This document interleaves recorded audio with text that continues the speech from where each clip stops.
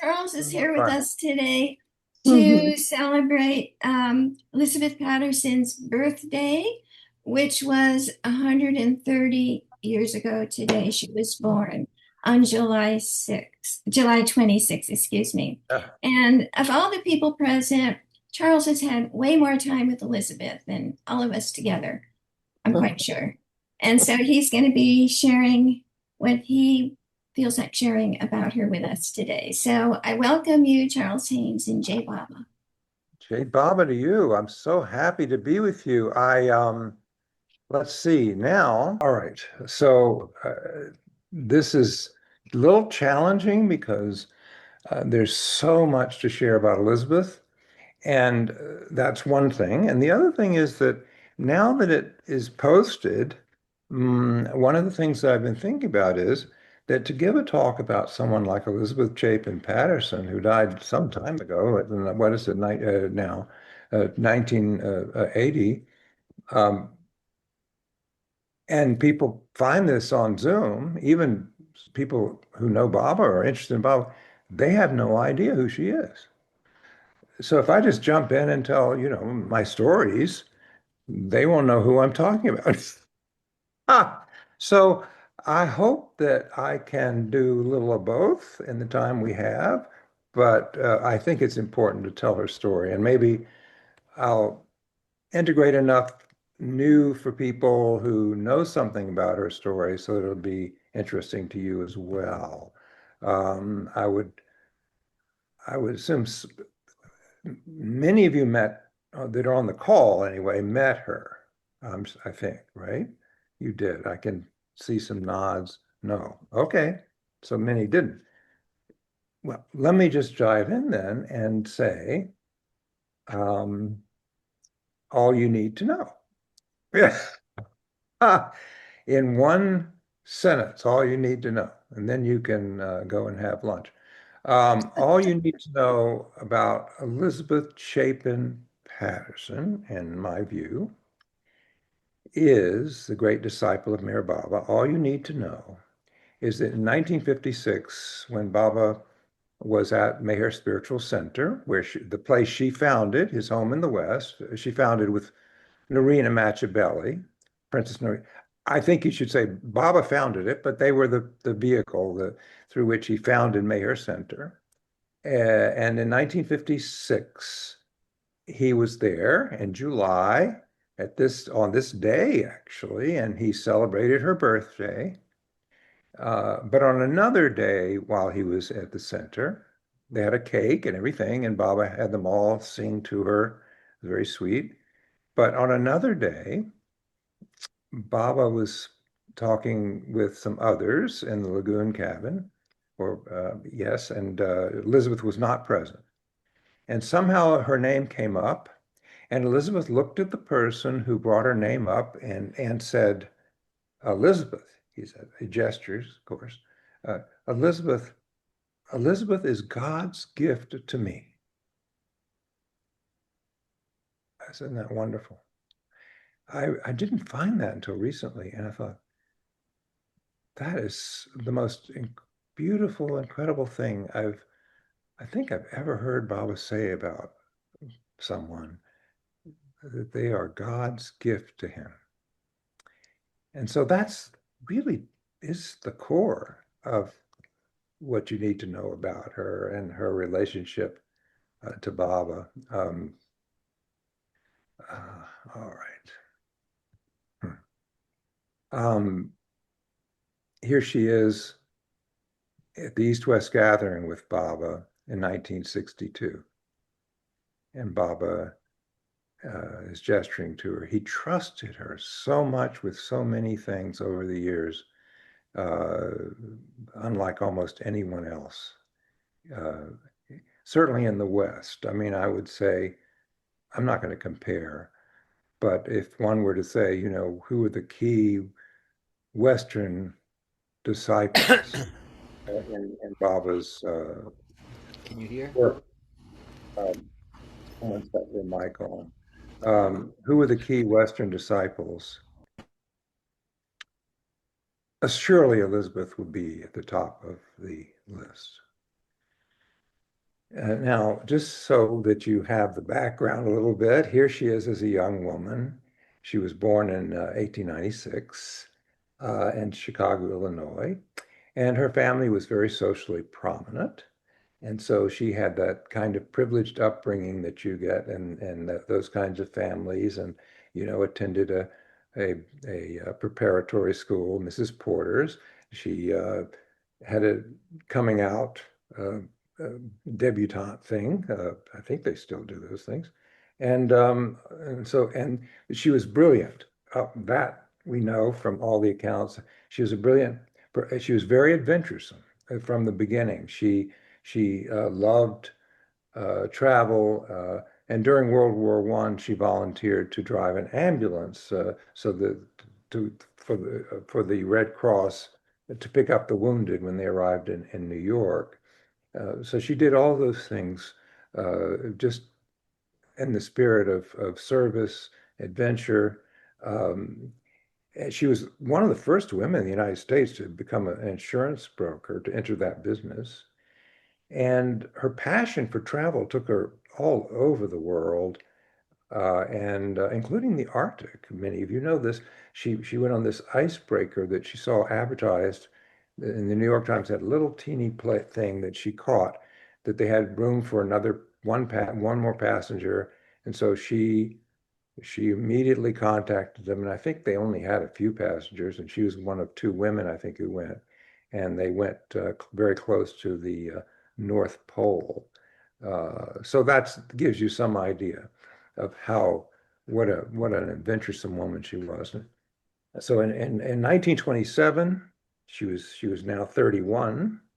She married Kenneth Patterson, uh, and it was a marriage of convenience, really. I mean, one had to get married in her circles. I mean, pretty much. I mean, that was expected, and her father expected, her mother, and they were in the social register and who's who and so forth. So you're supposed to get married, even though she was a lesbian and not she wasn't open about it, but she knew, I think, fair to say, she knew that the best course for her were to live some kind of life at that time when you couldn't be who you wanted to be, was to get married. So she married Kenneth Patterson, who knew her family. He was a stockbroker and he was familiar with the family. And in fact, he wanted to marry her sister, and then her sister married someone else. And then he went to the next one in line and he married Elizabeth. He was a gay man and he was closeted all his life. Um, so it was a convenience for them. They I know my mother Jane and told me this, that their marriage was never consummated. They did live together for a time, but after she went to India to see Baba, live with Baba in India in 36, they did not ever share another space together until he passed away in 1957. So they finally just had separate living places. Um, and being Mrs. Kenneth A. Patterson was very important in her work and life because that gave her respectability, and she had her cards printed up with Mrs. Kenneth A. Patterson on it, and she often referred to herself that way. It wasn't until later years that she started referring to herself as Elizabeth Chapin Patterson. So you can see that marriage was a very important part of her life. Now, Kenneth, just to mention, Kenneth Kenneth met Baba when he came, and he loved Baba. Uh, and in fact, uh, just as a footnote to history, he drove Baba from the pier where he arrived in 1932 in New York. He drove Baba from the pier when the ship arrived, and a few people, I mean, a group of people met him. to where he was staying, which happened to be 88 Grove Street in Greenwich Village, and the Stokes house, Philip Stokes house. And I won't tell the whole story, but the Stokes house was right across the street from the Stonewall Inn, which was being located there at that time. And the Stonewall Inn, of course, and became the site of the uprising in 1969 that started the gay rights movement in the United States. And Baba's place he stayed 3 times, well, the third time it was a reception, he didn't stay there, was directly across the street. I mean, you just go out the door and there it was. And a gay man drove him to there. And 2 other gay men, Quentin Todd and Herbert Davy, stayed with him there in at Grove Street. So that's kind of one of those things, those historical things where you can kind of see Baba working. If you may not have thought of it, you see, until you sort of look close. And so she was a beautiful bride, wasn't she? Now in 1931, when Mayor Baba first came to America, this is not that, but this is with obviously with Baba in India, but this is in the 30s, so I thought I would give this image. In 1931, she met Baba on his first trip to the United States in New York, Harmon on the Hudson, which was upstate New York. And she heard about him through a bookstore run by Malcolm and Jean Sloss. And they also called other people who came a lot to the bookstore, including Norina Machabelli and others, Jean Adriel. And so that bookstore was actually a very important, is a sort of occult spiritual bookstore. It was very important for making the contacts Baba wanted and the people who came to meet him at Harmon. Many of them, not many of them, but a good portion of them became followers of his. So I thought I'd share with you one little, she wrote poems in her life. She loved poetry very, very much. And she had a poetry book where she kept all her favorite poems. And this is one she wrote, a little one that she wrote just after meeting Baba. My love for you rises like incense before the altar of my life. So beautiful. She fell in love with Baba, you know. Her experience, like so many of those, like Norina and others, was recognition. It was, oh, it's you, that kind of experience. Elizabeth was so, the way understatement was her trademark when she talked about things. She rarely talked about the past, but she would say things like, well, you see, it was like meeting an old school friend or something like that. You know, someone you knew, you're very familiar, but you just couldn't quite place. But it was that familiarity, immediate familiarity, that drew her. She knew him and loved him. I would say from that moment on, she gave her life to him. I don't think there was any pause between that moment and giving her life completely to him. A few days later, this is also not from that time, so the pictures don't always match the time in this slideshow. But this is a photograph of Norina Machabelli and Elizabeth in Venice,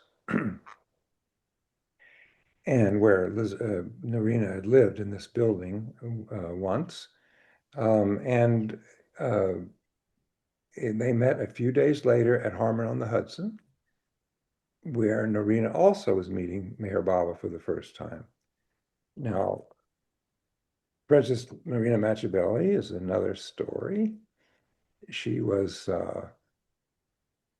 among other things, by that time, world famous for her theatrical career, her movie career. She made any number of Italian and German films, silent films. She was also known, most known, for her role in the Madonna, as the Madonna in the pantomime musical extravaganza called The Miracle. And she performed it in London and in New York.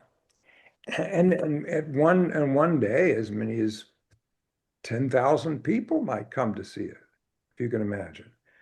It was sort of the rock concert of its day.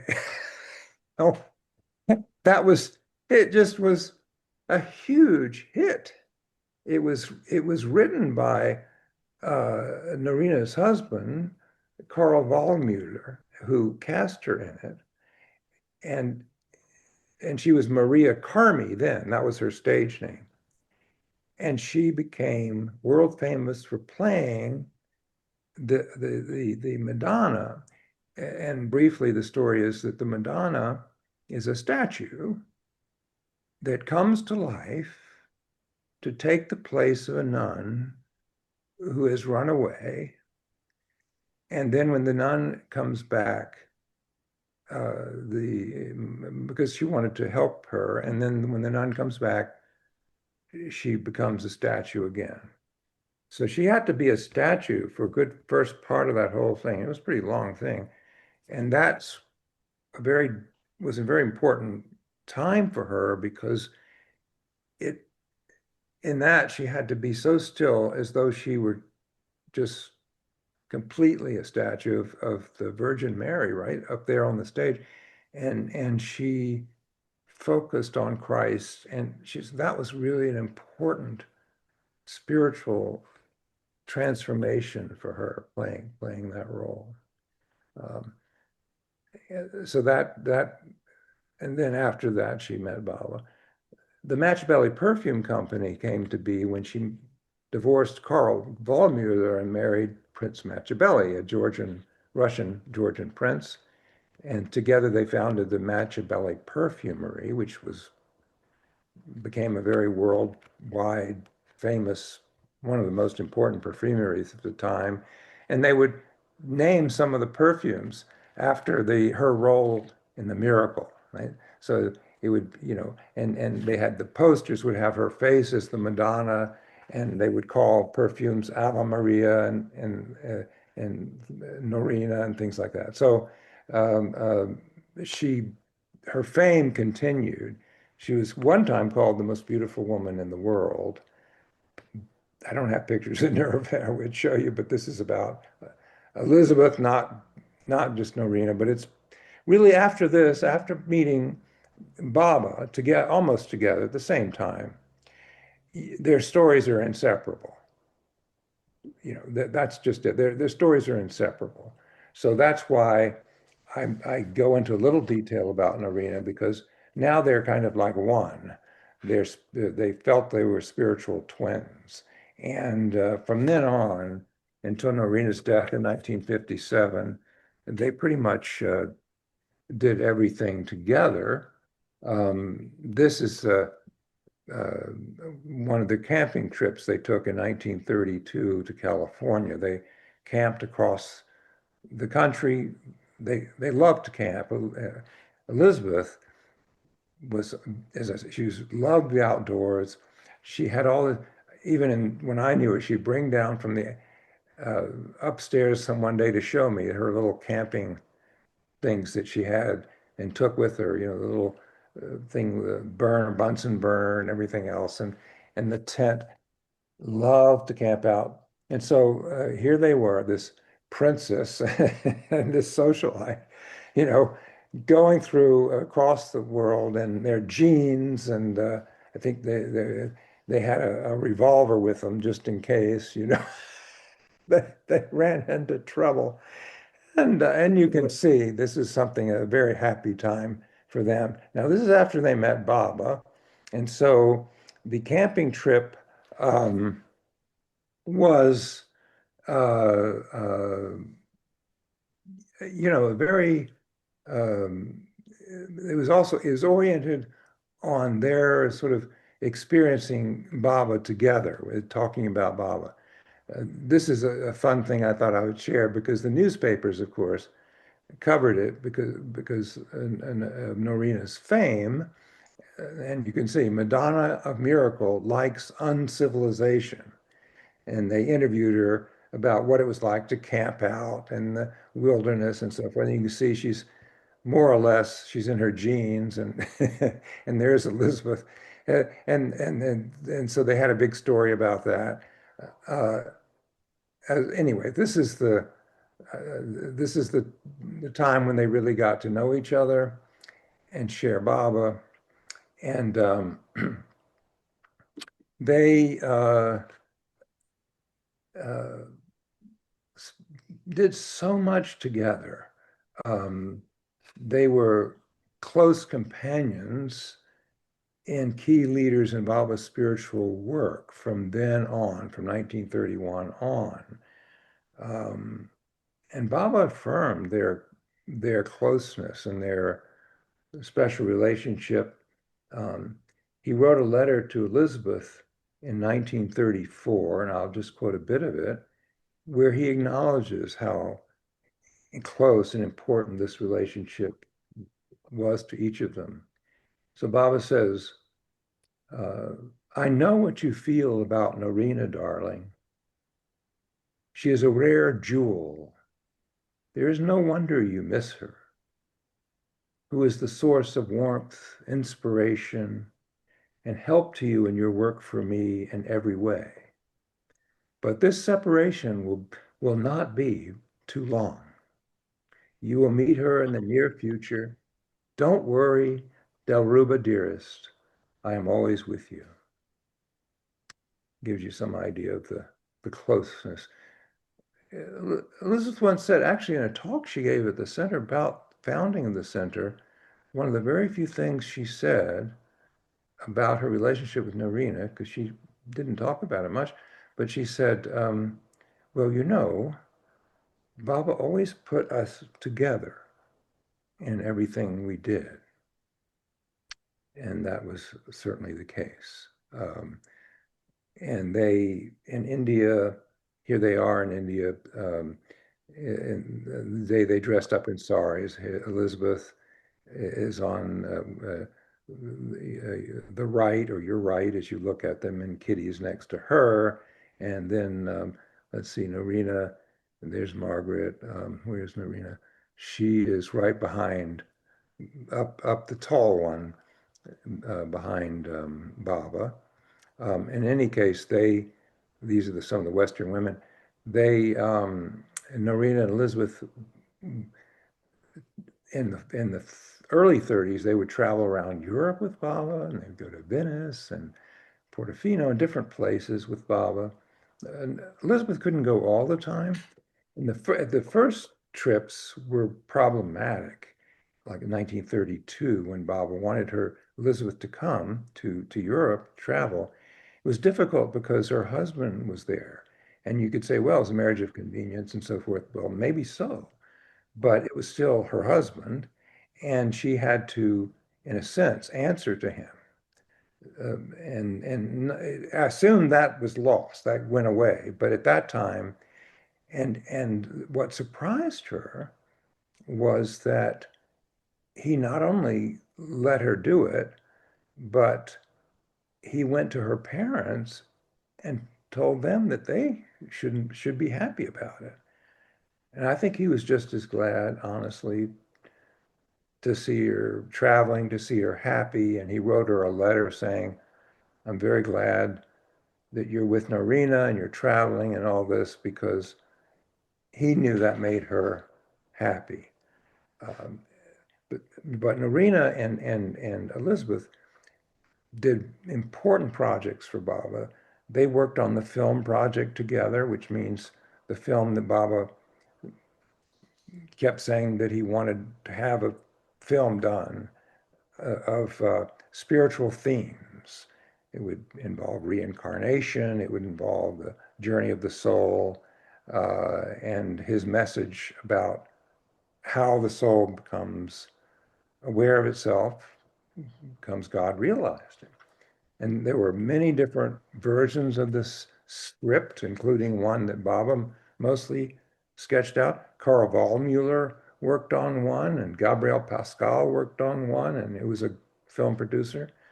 Wallmuller was a well-known film, stage and film person, and boy, they had all kinds of people, different times.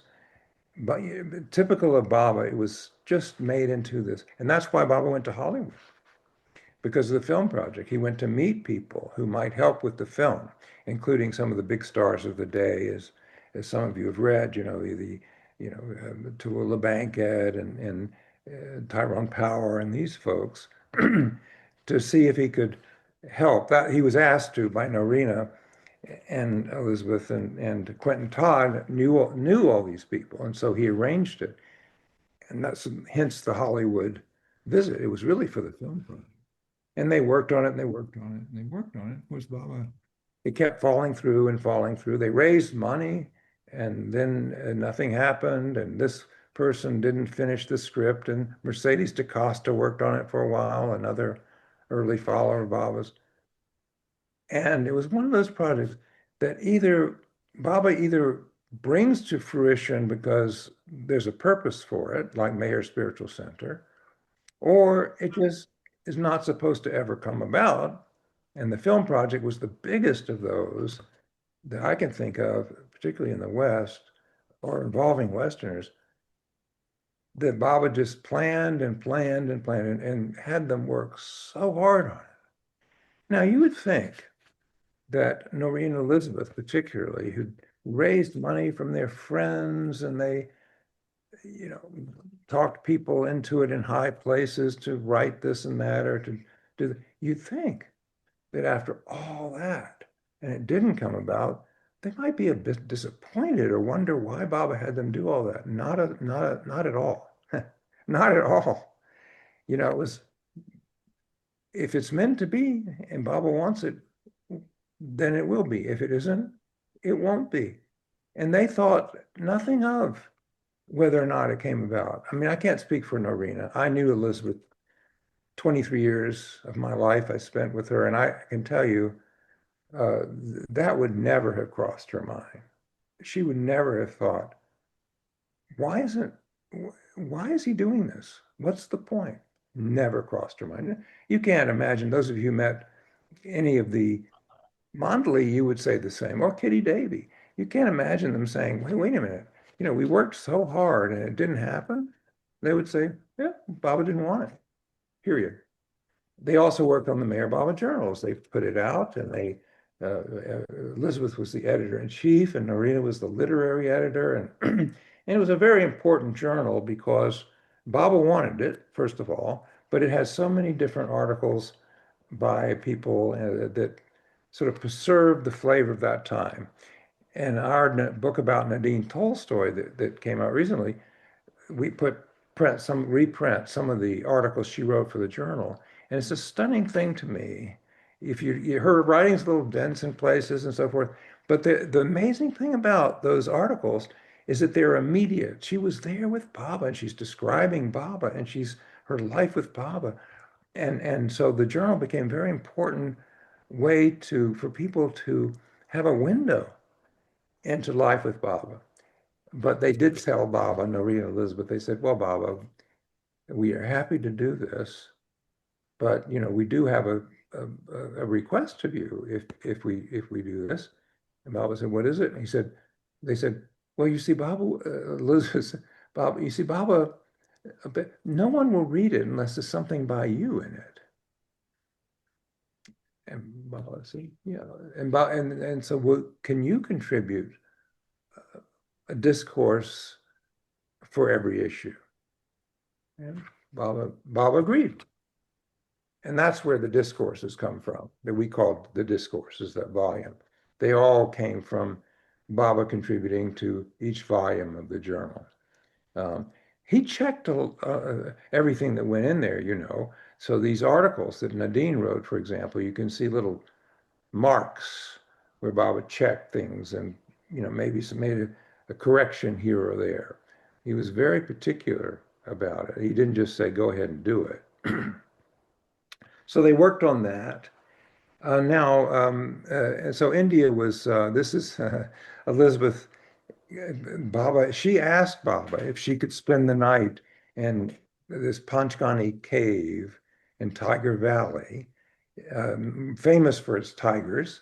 And this cave was a place where Baba had spent time in seclusion. And so she asked Baba if she could do it overnight. She could, eh, and maybe it was more than one night. I can't remember. But anyway, it may have been. And she did. And she had a wonderful experience there of Baba. And so here she is at the end of that stay, and Baba has arrived after that happened. Well, and there's so much more to say about their time in India. It's very rich, but let's just move to the part of their work for Baba that I think is most familiar to people, and that is the founding of the center. Excuse me, just a minute. I've got a little something to put in my throat. And that's the founding of the center. And this is actually late 40s when the center was almost finished and ready for Baba. They went to India in 1947 and were there more or less for 47, 48, and then they came back in 49. Elizabeth had to come and go because of the business aspect of things, but Norina was there. It was also a time after Norina had had her first major bout with depression and was unable to function at all for a time in 1947. But she underwent shock treatment and at Baba's approval, and she was able then to travel to India. Amazingly enough, she had been doing thought transmission. I mean, she had been, which is something she believed was Baba communicating through her directly and speaking as though she was his mouthpiece. And she had been doing that since the 1941, since she got back from India. And that took a toll. Gave lectures, and then there were the daily thought transmissions to people that lived around her. And I think it really did take its toll on her. So this is after that, all of that, and Baba then had her stop doing it because she was not well. She had an enlarged heart as well. And he said, you can continue doing thought transmission, but do it, just for yourself. Keep it for yourself and not any longer give these talks and so forth. So here they are, and with Baba in India. And then back in time again, 1941, Baba called them and said to them, Nadine also, the three of them, but that they were to go back to the United States and they were to do his work, spread his message of love and truth in different ways. And he specifically asked Noreen and Elizabeth to find a place that could be his center, his universal center in the West, his home in the West, and where he would come and be with his lovers. And he didn't say where it was. He told them what the conditions would be that he would need, and it had to have plenty of fresh water, and it had to be in moderate climate, So, this was before global warming. So it wouldn't be too warm for Northerners or too cold for Southerners, something like that. And that it would be fertile ground because it would have to maybe a place where you would need to farm and grow things. He didn't quite say why and so forth, but and land that hadn't been lived on, virgin land, but it doesn't mean it hadn't been discovered. It just did not where plantations had been, let's just say, for example. Uh, Indigenous people surely were there first. But anyway, but the last and the most important was it had to be given from the heart. And of course, they didn't think anything of it in a sense because they knew that if Baba gave these conditions, they would be fulfilled. If they weren't fulfilled, it wasn't meant to be. And so, yes, they put their heart into finding a place, but it wasn't as though they thought that they were doing it, if you know what I mean. If it's already done, why would you worry about finding a place? But you have to find a place to please him. He'll let you know when it's the place. You just have to go around looking until he lets you know. That's life with Baba. Life with Baba isn't, oh, I have to make a decision. I don't know whether to go this way or that way. Life with Baba is you do your best and know the decision's made. You don't do anything. And that's how they approached. I'll just speak about Elizabeth. I'm sure Noreen's the same because I knew Elizabeth. She approached everything in life that way. Yes, of course, she made many decisions every day when she ran the center, but she didn't make them as though she was making them. She made them because she thought it's the best decision she could make. And if it turned out to work well, which it usually did, then she'd say, well, oh, well, it was meant to be. If it didn't turn out well and so forth, she said, well, it wasn't meant to be. And that's it. That was end of discussion. So I'm giving that flavor because you'd think that they would be all filled with some sort of, I don't know what. How can we find a place? I mean, the United States, and where's it going to be? And, you know, how can we be the people, the burden they might have felt. They didn't. They didn't. They went around the country and they looked in California because someone told them about this beautiful place, and then it turned out to be freezing the day they went. And they went to Arizona, and oh, it's beautiful. I think it was Arizona. They were beautiful, beautiful. And they asked the guy about water. He said, "Oh no, we don't have any water." And they knew this isn't what Baba wants. You said so.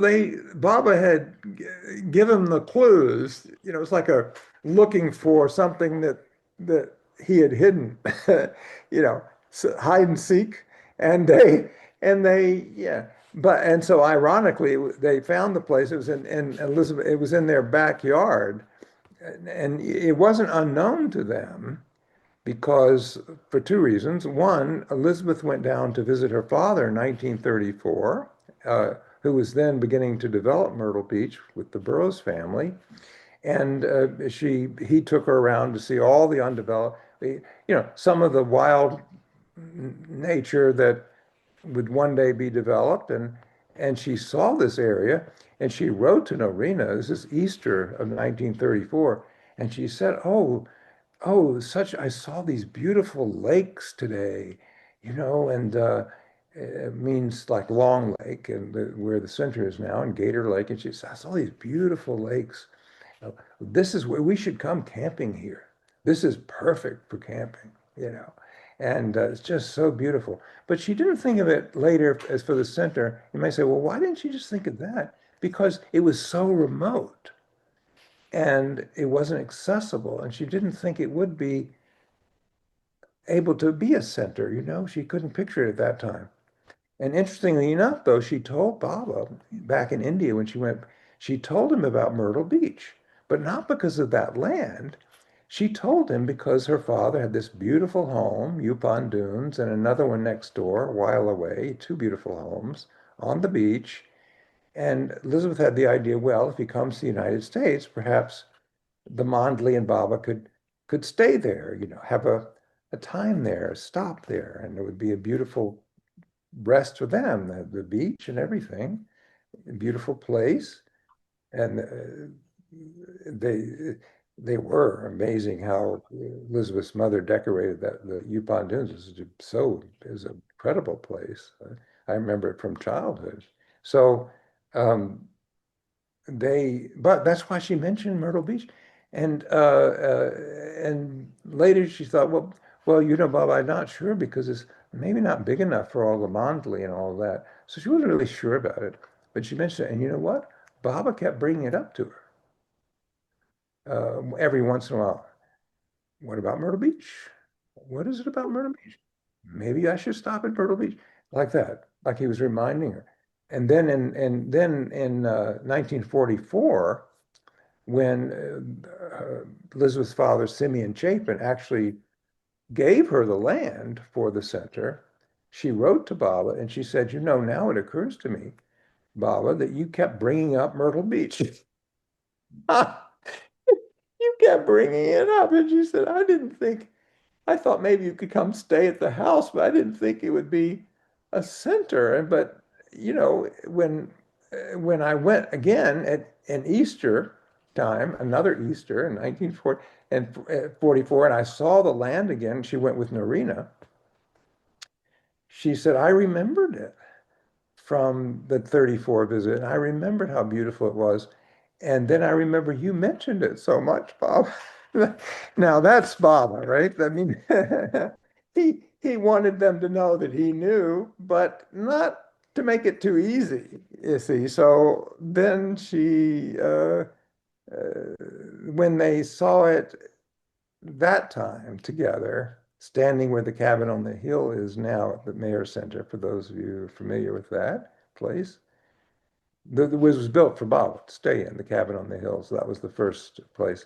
And they were standing there on that hill and they looked out and they just knew this is it. This is what Baba meant. It had all the conditions, but of course it had to be given from the heart, right? So that meant that Elizabeth had to go to her father. And fortunately, Mr. Chapin he loved his daughter very much, and he was delighted that she was interested in Myrtle Beach. He knew she wanted a spiritual center for Baba there. He had met Baba, he and his wife. They were very devout Christians, or particularly he was. But they had met Baba. But but she still had to say, well, how do you? It was a company, and he was a partner. You just couldn't give her land. It was jointly owned, but if each if each uh, shareholder, whatever, the Burroughs family and Mr. Chapin, he said, because when she mentioned this particular land, he said, well, you see, that's at the end of our land. And that just might be possible because you see, we could give ourselves each a bit, snip off, as it were, the end of the property that we're going to use to develop Myrtle Beach. And, Burroughs would get this piece, and I could get the piece you're looking at, which has the Long Lake and also Gator Lake. And so but he said that might be possible. Anyway, so he ultimately ended up giving it to her from his heart. And of course, she turned around and gave it to Baba, and he knew that she would.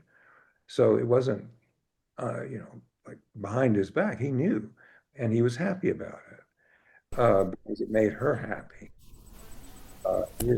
So the other thing about that is, it's a very sweet, touching, is that if, and she kept reminding him, uh, she would write to him letters. Now, Father, we have to get this done. You have to write this, sign this deed and so forth and so on. She kept feeling prompted because they had to develop anticipation of Baba's coming. But it turned out there was another reason why it was so important for him to get it done. He died just after not long after giving this land. Now, if he hadn't If he had not finished the process and given her the land legally before then, it would never have been given. So that's how Bible works. That's how Bible works. So um, uh, here we are at Mayor Spiritual Center, and this is the 19. I hear some noise out there somewhere, but I don't know. Maybe you don't hear it. Uh, Yes, it is. what is it? Some strange noise, or is it just me? Anyway, this is when Baba was at the center 19. Uh, no, this is not this. Yes, no, it's 56 or 58. 58, 58. Yes, I should recognize that because I was there. But but he is as many of you know, but I will say it for benefit of everyone who sees this. Mayor Baba then did come to the center, his what he called his home in the West, and he came in the 50s 3 times. I'll say a quick word because I want to tell some stories if there's time. And I see I really, as usual, being, going over so much. But one of the things is to say that they developed the center together, Elizabeth and Norina, um, at Baba's direction. But of course, when Baba was in India, it was wartime, so it was very difficult, to really be in close touch with Baba. And Elizabeth was in charge of financing and sort of the big things like that, hiring uh, outside people to help. Norina was in charge of the core followers of Baba, lovers of Baba, who had come to volunteer to help develop the center. People like Darwin Shaw and Frank Eaton, uh, Phyllis and Adele for a time, uh, and a few others. They were sort of in her charge, and they would do things to create paths and plant things and whatever needed to be done to prepare the center. And that was their sort of division of labor, as it were. But the difference is that everything that the people did who worked around with Norina under her direction were guided by thought transmission. In other words, they all accepted that Phyllis Frederick, that Norina was giving them discourses and also daily guidance as to what to do, their tasks, clear this path, do this. So it was very specific, practical, as well as then sometimes there would be the spiritual discourses that she signed as Meher Baba. So they actually felt like they were in direct communication with Baba every single day.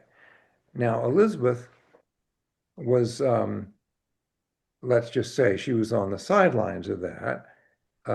She supported Norina, and Baba had said, Norina this is her work for thought transmission.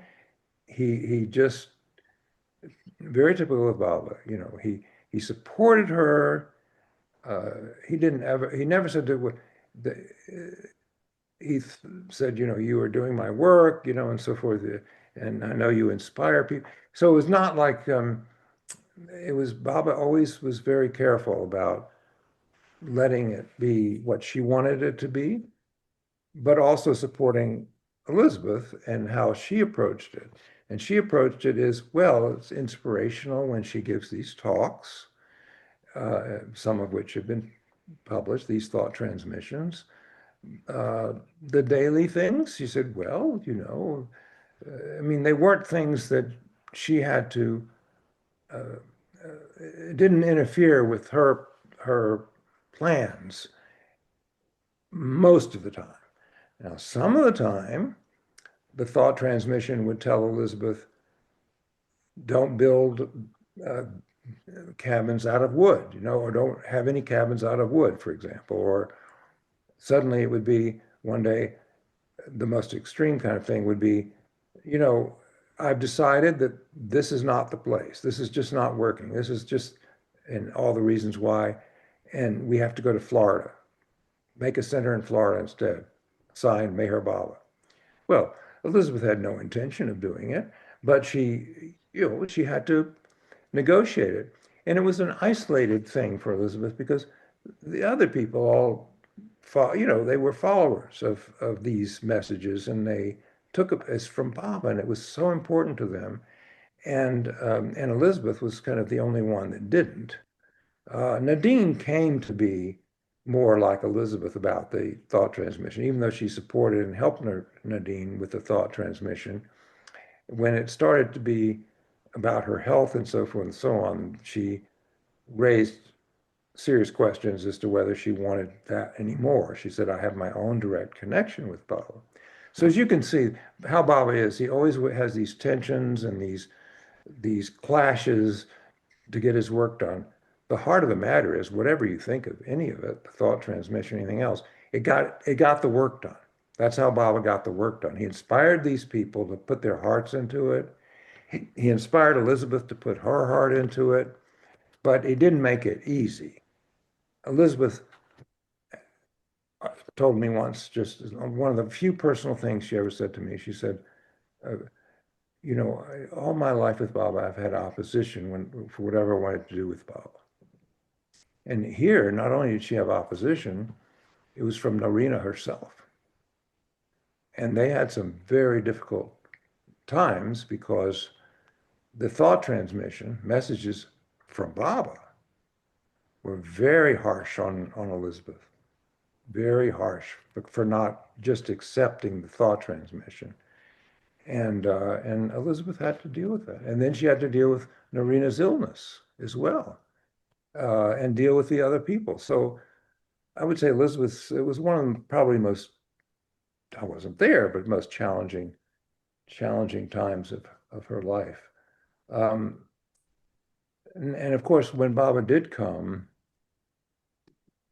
it all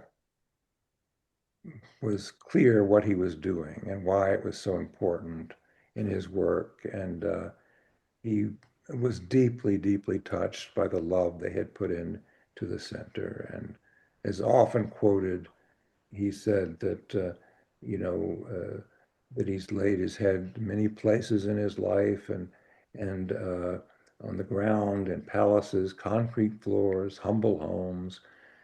But of all those places, this is the home I love the best because it was given to me and built with such love.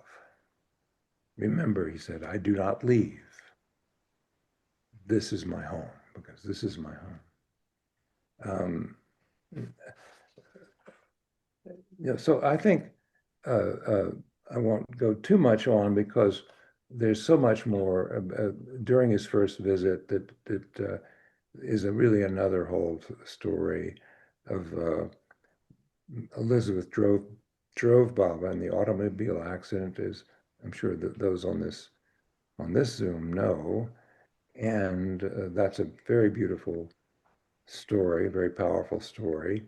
Narina simultaneously, well, just before the accident, the reason she couldn't be there was that she had another breakdown and had to be taken to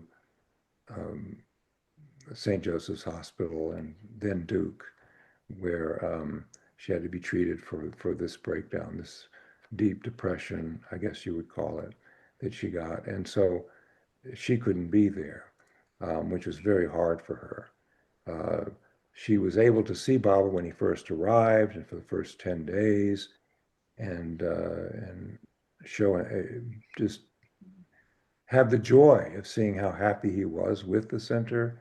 And then she had the breakdown, and they had to take her away, and it was so bad. And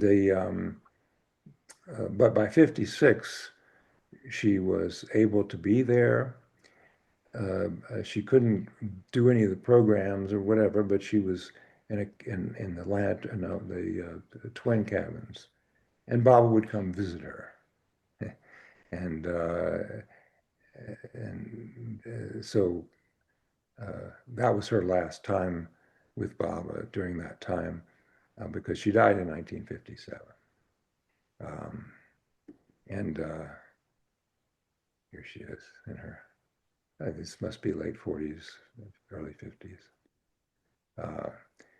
And Elizabeth, after Norina's death, Elizabeth continued to run the center in Baba's direction. And Baba told her that when people ask about or questioned these things, or asked Baba, well, should we do this or that? Why is Elizabeth doing this or that? Baba told them, look, whatever Elizabeth wants at my center is what I want. And so he trusted her completely to carry out his vision for the center, which she did. She, of course, wrote to India all the time, but sometimes Baba was in seclusion. Sometimes Baba just had Mani write back and say, well, Baba is happy with whatever you decide. Elizabeth, he trusts you. And so that's how it was until, when Baba left the body, then Elizabeth, of course, ran the center with Kitty's amazing partnership and companionship, because Kitty was provided to the center by Baba and Elizabeth in 1952. She expected to go back to India, where she had lived for so many years with Baba, but Baba wanted her to stay and help, and she did. She always thought she'd go back to India, maybe in a year, maybe two. And when he came in 56, oh, Baba's going to take me now, or 58 even, she thought. Even in 62, she had this idea, maybe, and then she realized no, that she was to finish her life at the center. And she and Elizabeth worked so beautifully together, very different roles, just like Norina and Elizabeth, but Elizabeth's companion, who took on a lot of the kinds of role, the kind of role in a way that Norina had in Elizabeth's life, this kind of friendship, close friendship and companionship, was Jane Barry Haynes, seen here, my mother, who met Elizabeth the week of Norina's funeral. And after that, from then on, was very, very close to Elizabeth.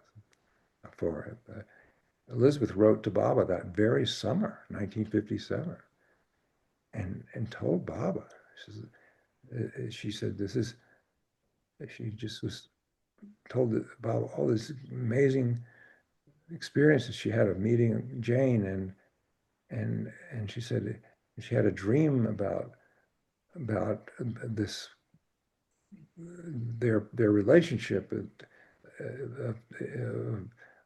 like two twin sources from one fountain, I guess. It's a dream of a fountain with I wish we had time to do all that, but anyway, she sent him a drawing of the dream, which he blessed and sent back to her. And so from then on, it was this spiritual twin in her life was Jane, and they traveled together and they worked at the center together. And Jane took the helm when Elizabeth died on December 6, 1980. Yeah.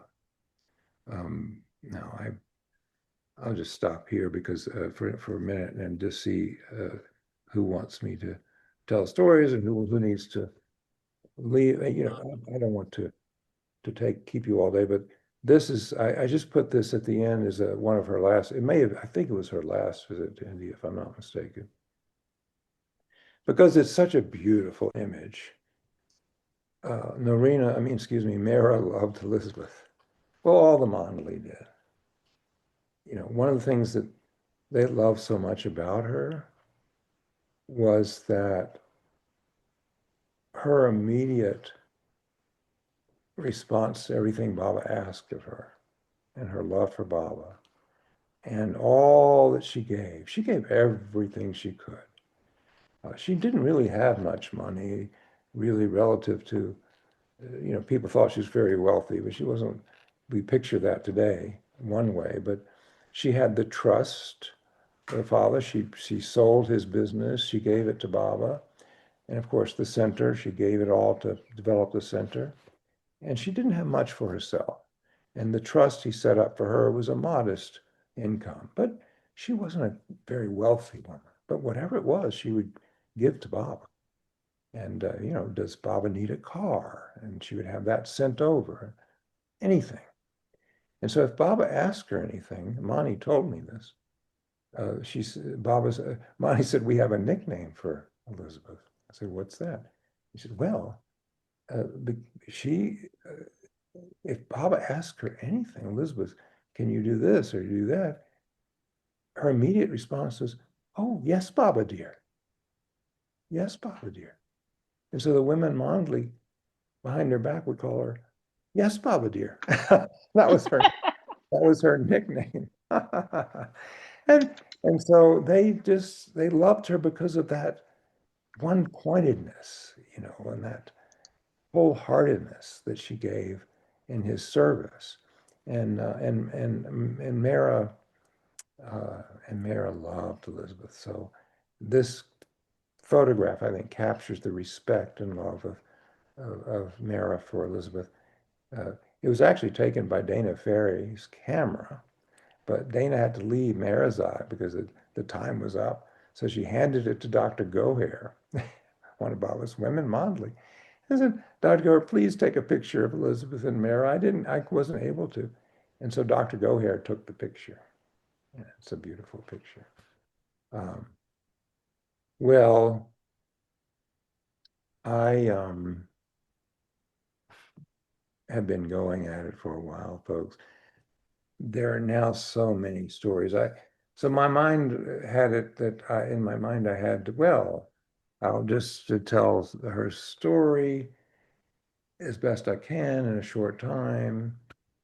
And then I'll tell some personal stories, but then I think, now I see that was too ambitious. So I'll leave it to you if you want to have some stories or if you want to ask things, because I don't want to sort of keep More. We love her stories. Yeah, stories, And we stories, love please. More. Yeah, stories. Stories, please. All right. Well, you can always leave it. But can you go back to the picture right before this? Oh, yeah. Well, I hope I can. Christopher, how do I go backwards? Not emotionally, Christopher. Ah! No, I mean, I'm going forward, you see. Oh, I see. Oh, yeah. Yeah, that one. You just scroll this way. Okay. Can you give me That's Wendy. Thank you. So the reason I put this in here as a possible transition to stories is because the stories that I have, there are many stories I know about Elizabeth, of course, but in the little book I did about her, I limited it to the stories, to what I heard her say or saw her do personally. And just so that I would have the scope to do that in a small book, because Wendy and Buzz are working on the bigger things. They have her papers, and I didn't want to do that. That's they want to do. But so I just thought, well, I'll just limit it to what I heard. And but you see, I had to. You see, how did I hear those things? Well, when we met Elizabeth in 1957, I guess at that point in June of 57, I would have been 7 years old. And then in July, I turned 8, and then Baba came in May of 58, and I was 8, almost 9. So I was 7 years old, and we met her at Yukon Dunes Wendy and I and John, and my mother had already met her. And I remember going up the steps of the house, Yvonne Dunes, and I saw someone standing in the doorway waiting for us. And I thought it was Kitty because Mother had been preparing us for this trip, this meeting, by saying, well, Kitty loves children. She used to teach children and she likes to play games and you're just going to love Kitty. I guess she thought, get us excited. Kids that age, they're not sort of going to go meet two older people, right? And just sit there. They're going to want to play and all these things. She didn't know me very well. She felt that. I wasn't kind of like that. But anyway, I was a very interior child and I liked uh, quiet things. But anyway, whatever it was, that's what she did. And so I thought of Kitty when we walked up the stairs. I thought, oh, it must be Kitty waiting to meet the children and so forth. And I went up and I said, I got to the stairs first and I looked at her and I said, are you Kitty? And she said, no, I'm Elizabeth, but you can call me Auntie Boo. For you see, when I was a little girl, I couldn't say Elizabeth. So I called myself Boo. So from that moment on, she became Auntie Boo. And so for the rest of her life, I called her, that's all I ever called her, is Auntie Boo. I never called her Elizabeth. And I sort of tried to get out of the habit in more recent years because, it's,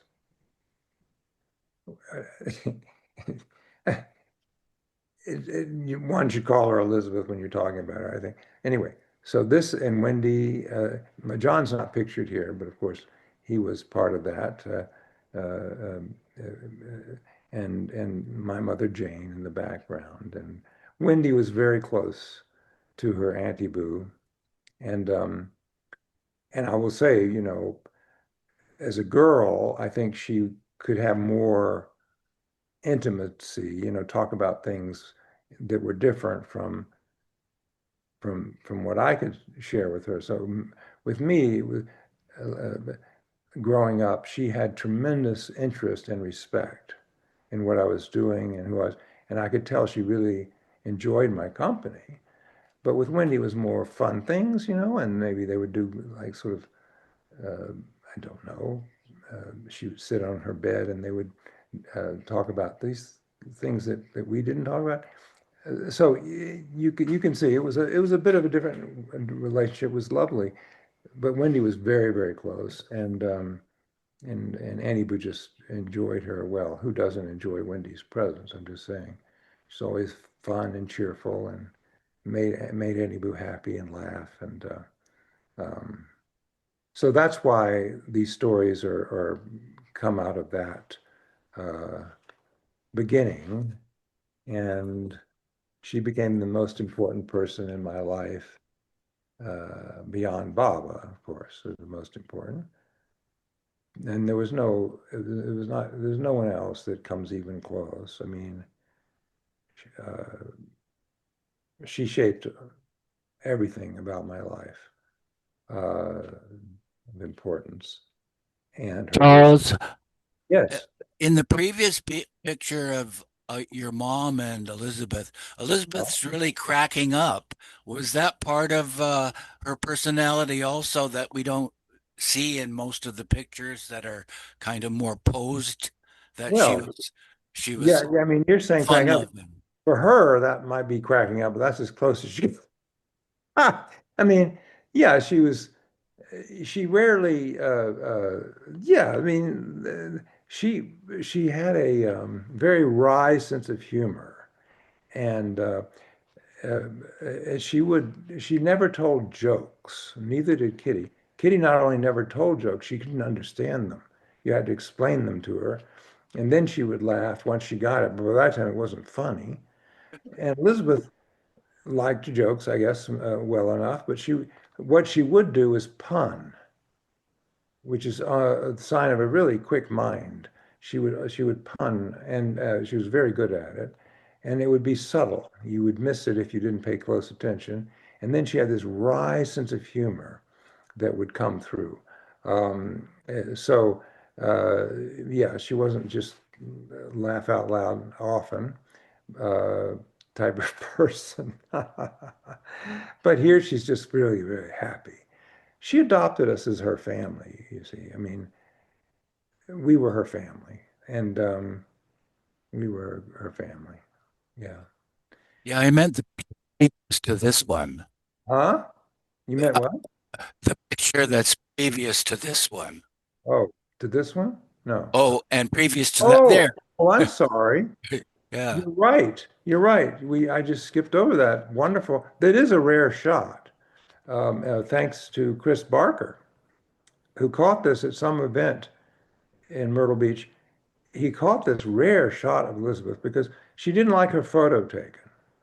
And if she knew her photo was taken, she tried to avoid it, or but she obviously didn't know this was happening.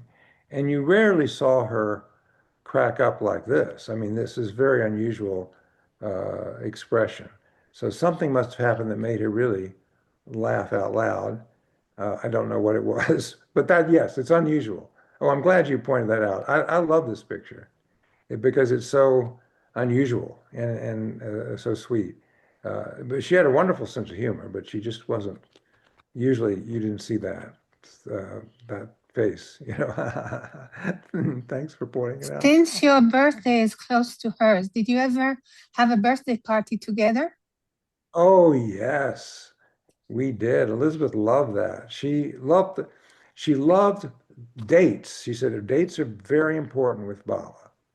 They're significant. They matter. And so birthdays were important. And Baba always remembered her birthday with a cable every year of her life, since coming back to the West. And uh, and she loved celebrations like Thanksgiving, Christmas. The only time she ever brought out the good china and so forth, because she didn't live that way.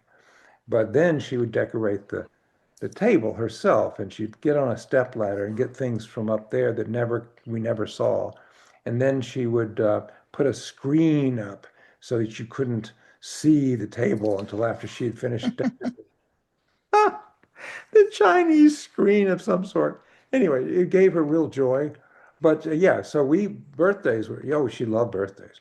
When we first met her, it was quite near her birthday, and I remember that when we came over for her birthday, we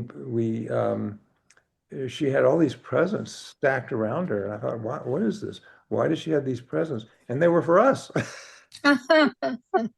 She always gave us presents on her birthday.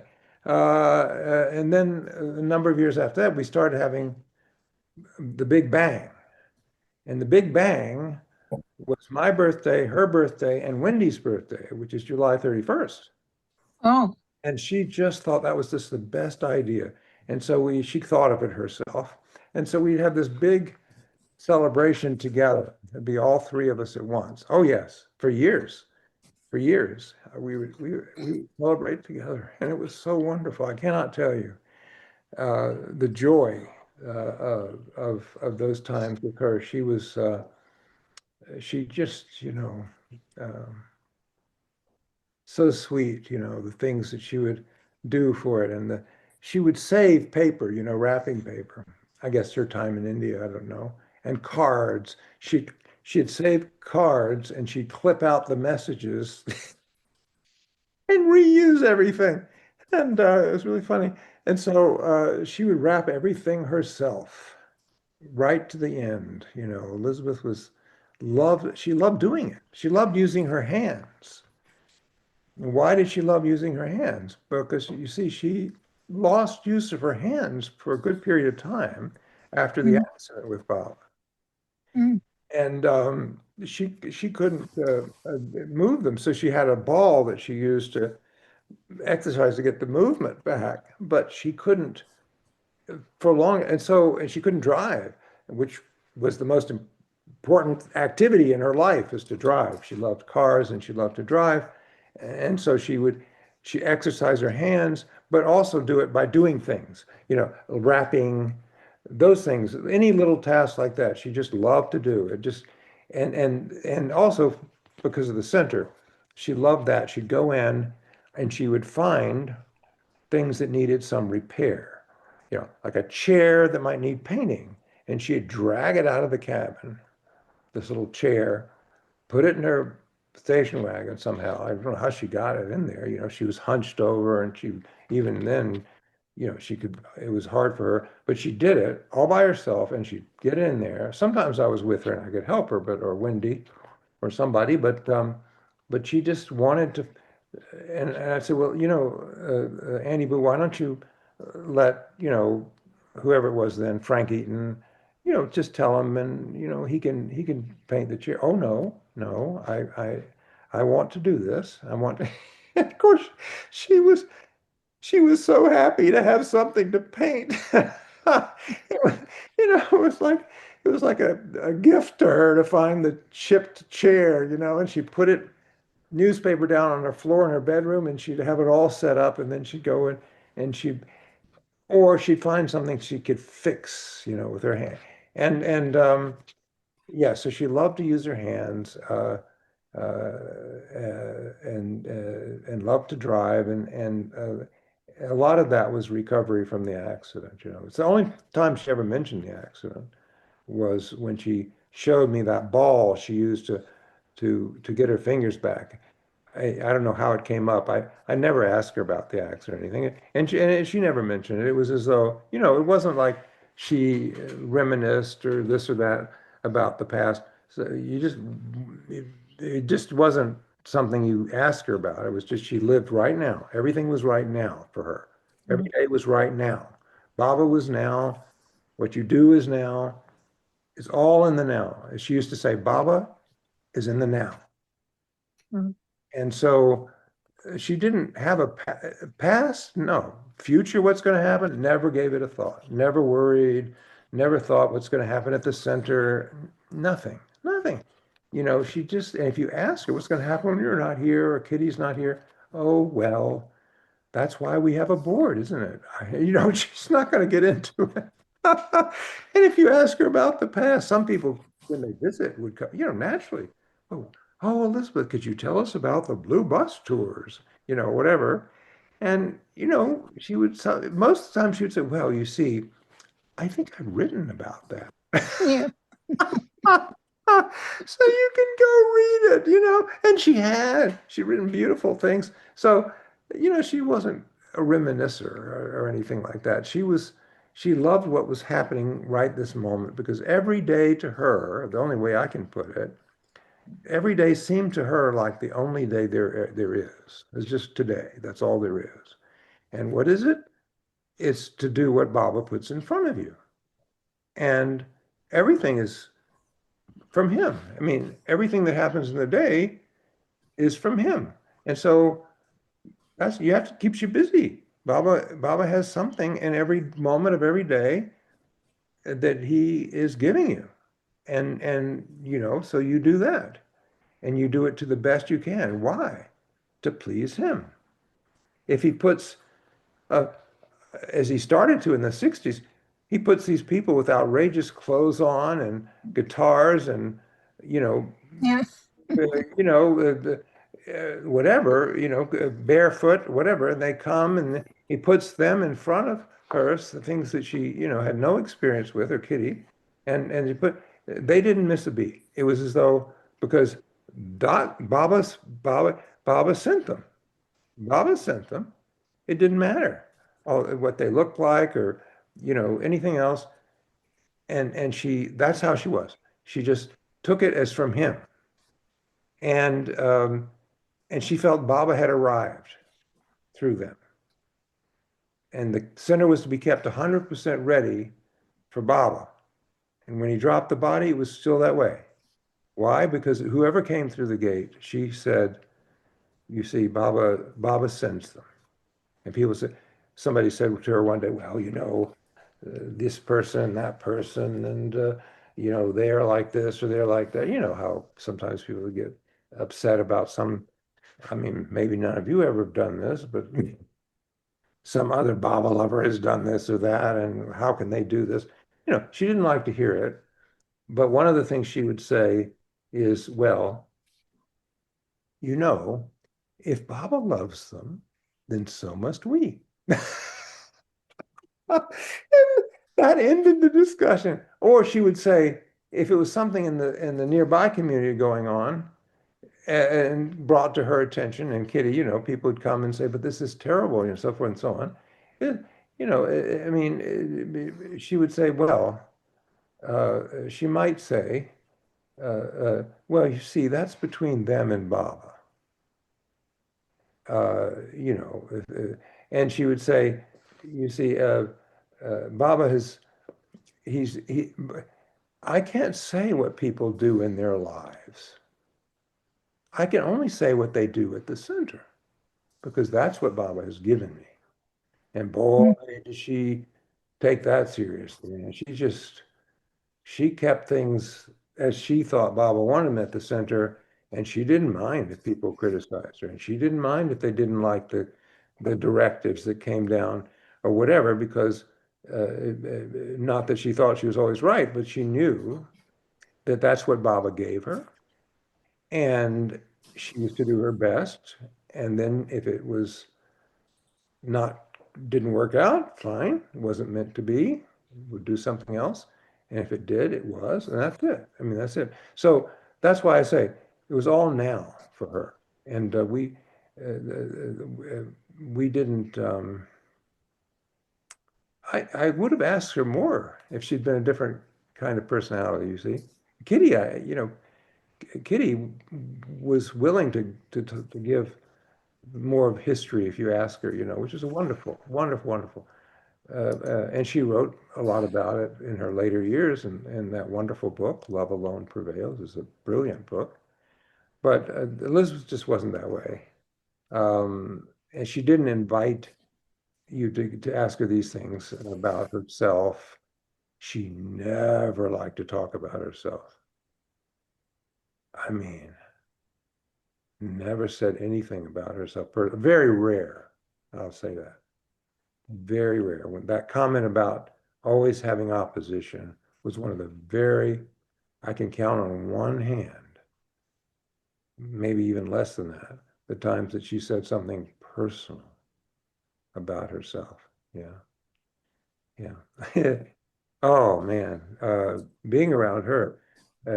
So, constantly was there something to learn and to find new, and such quiet wisdom, spontaneous wisdom that I never forgot. That's one reason I did this little book, because I remember them all my life. They were with me every day.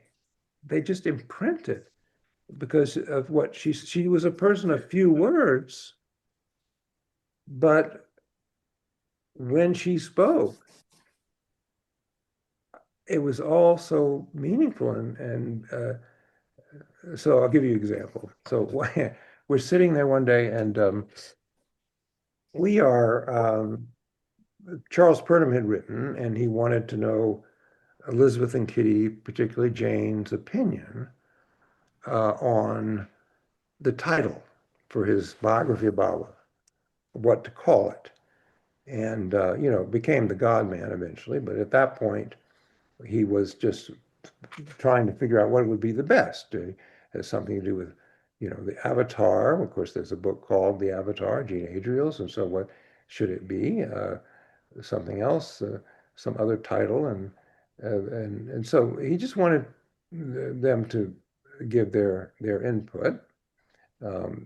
He was very strong-headed and clear about what he wanted. So, it was unusual to get such a thing from Charles Purdom, but he did.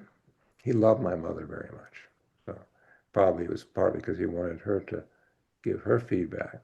So we were all sitting there. I was in the room. I think Wendy may have been in the room too.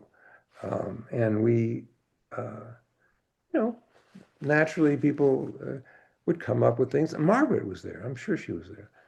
It must have been around the holiday time or in the summer because she was there. She came those times. And everyone was giving their thing. Oh, yes, well, something about the Avatar of the Age or, this or that, or, um, you know, um, Awakener. And, they give different things. And finally, Elizabeth, who hadn't said a word, she spoke up and she said, well,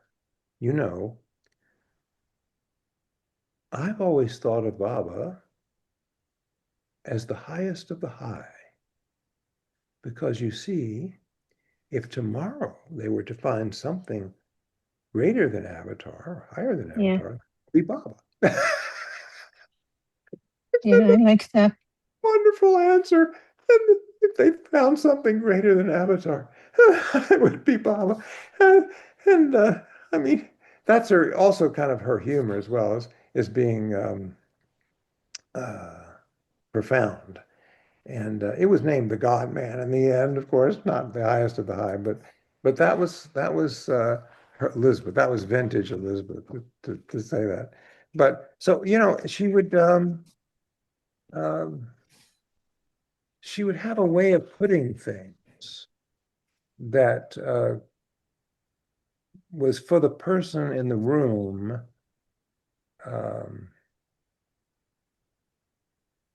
perfect for that person.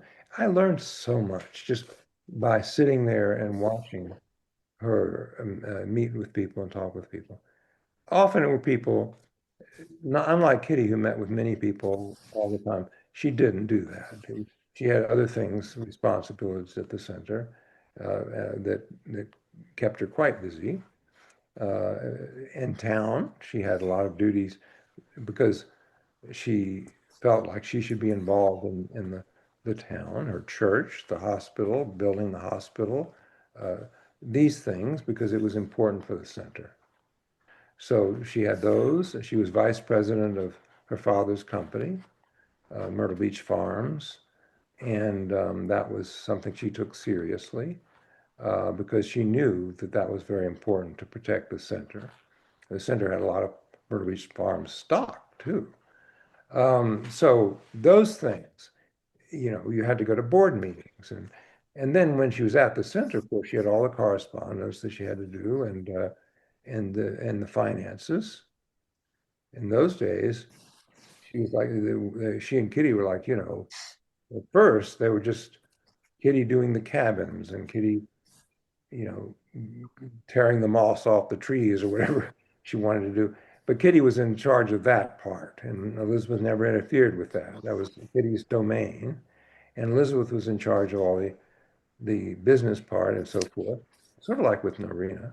When my mother came, that changed. Mother did a lot of the things for both of them, but anyway, at first it was that way, and so the finances were all hers, and they didn't have the center didn't have donors. You see, so they had some donors, I suppose, modest donors, but she never fundraised. She never asked anybody for anything. She, if people gave, like they gave like John Bass gave the lake cabin, to give an example.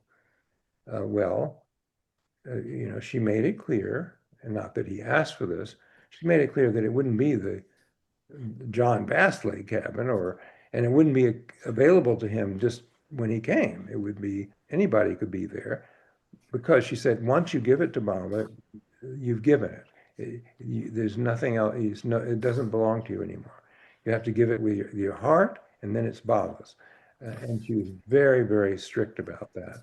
Nobody could have, like their own special this or name anything, like most fundraising. So she never did any of that. And we had to do it, of course, later when I got on the board. It started up. So what happened? somebody had to pay the expenses. And so she had this trust income a little bit. And so there would be some coming in from cabins. It was not much because there were not many people coming. And she would refuse to raise the cabin rent for years and years and years. Cabin a night was $3 a person. And she didn't want it to go up. And when I was on the board with her, I kind of supported her not to raise it. She and I agreed that we'd raise it a little bit. The reason that, when I say she and I agreed, if she wanted something, that was like 10 votes. So she wasn't outvoted, nobody wanted it unless she wanted it. So anyway, it stayed at $3 for a very long time. Yeah. And then finally it went up modestly but it's still modest today by relative terms, actually. She felt that Baba said this too, they should give something, they should have something, but it would not be much. And so she had some income from that. But by the end of the year, of course, there was taxes because the part of the land was still being taxed, property tax, because we hadn't gotten that exemption yet, which now we have, fortunately, but we wouldn't be able to pay the property tax now. But it was timberland, or designated. Now it would be designated resort, and then, what, $100,000 a year or something. But then it was like $10,000 a year, which was a lot of money in 1960s, $10,000 a year. And she didn't have $10,000 just to write a check.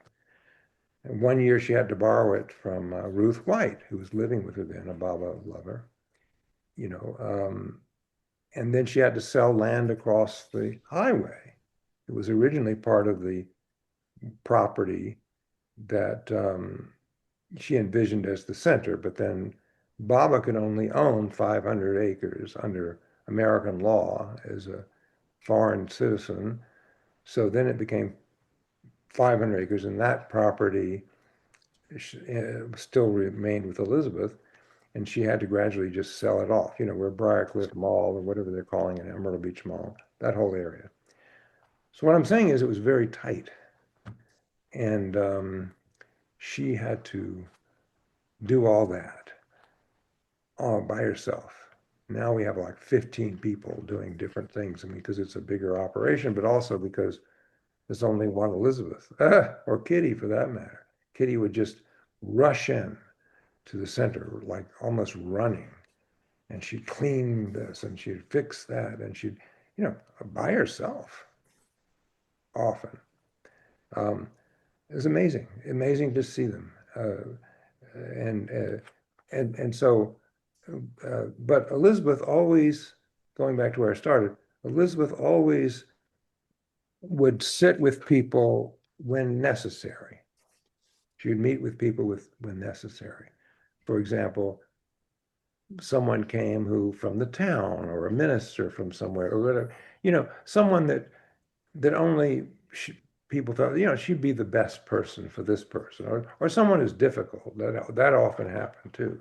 Someone who made life difficult, and so the mother, if she was at the gateway, or the Winterfelds a little bit later when they were at the gateway, they would call up Elizabeth and say, well, we have so-and-so, and can you see them? Well, and Baba said at first, when he left, he said, everybody who comes to the center must meet either you, Elizabeth, or Kitty. Everybody. And they took it very seriously. And then they let Jane in on the project when she came. Baba directed her to come and help them in 1965. And so there's 3 of them. But still, when the numbers started building, that's a lot of work. They all had to meet everyone who came. And I remember going to her and I'd say, Andy Boo, there's a new person, and Kitty can't see them, and so, can you see them? And she looked at me one day and she said, well, they may be new to us, but they're not new to Baba. Okay, I can see that. That's the kind of thing she would just say without, I mean, and I never forgot that. They're not new to Baba. Anyway, one day well, no, I just want to say generally, if she had someone in there and they had their story to tell, people want to be listened to. They want to tell their story, and she wanted them to tell their story. And she was very patient about it. She would sit and she would encourage them to tell why they had come, their background. And sometimes it was quite a long story. And sometimes it was really difficult to follow, or, you didn't quite understand what was going on with these folks. I mean, but she would listen. If it was sort of sometimes a little outrageous or something, she would still just listen and nod, and she'd say, every once in a while she'd interject something like, she'd say, "Oh, well, that's unbelievable." Or she'd say, "Oh, that's so very interesting." And that would encourage them to keep going. And then, of course, at some point they wound down. They had said it all. I mean, she wanted them to say it, and she listened. She listened so well. And I noticed this about her after a while. She listened so well that at the end, she would pick out something that they had said. Maybe it was out of 20, 30 minutes or whatever it was. She'd pick out something that they had said that rang true to her from what Baba had said.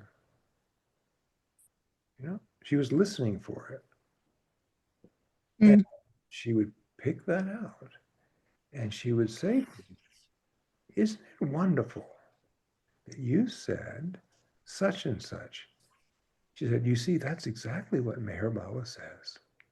And they would always just be so happy and touched that, that they were giving something that was, what I mean? It just touched their hearts, that to be recognized as giving something that rang true, and was what Baba had said. I learned, that's it. Baba's in everyone. And if we just listen long enough, we'll find anyone who shares their story. There'll be things we can let them know that we've heard Baba. We've heard Baba in them. We recognize Baba in them. And that's the greatest gift one can give to somebody, And it's not, if we were to sit there and tell them about Baba for an hour, that wouldn't be the same. They wouldn't, they'd listen, but they want to tell their story and they want to be heard. And anyway, that's the kind of lesson one learns. I learned with her, and never forgot. She also had a way of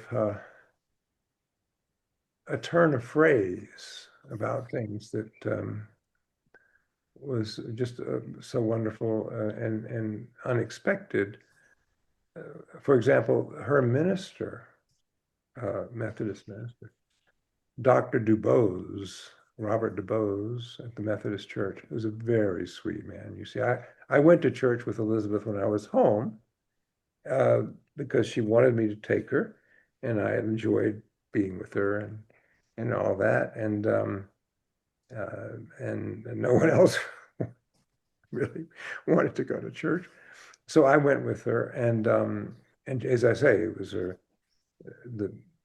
was she felt it was her work for Baba, and the Methodist Church in Myrtle Beach, the chandeliers and the ceiling were in her family home in Chicago.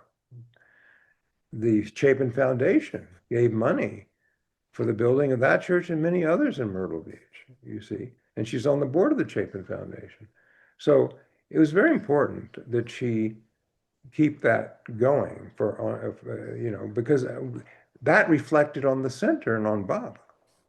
And it gave the center great protection all those years with all the things, that in South Carolina, well, what's this place? And is it a nudist camp? South Carolina. And who are these people coming here? But because of Elizabeth, people had respect for it. And especially the leadership in Myrtle Beach, great respect, because everyone,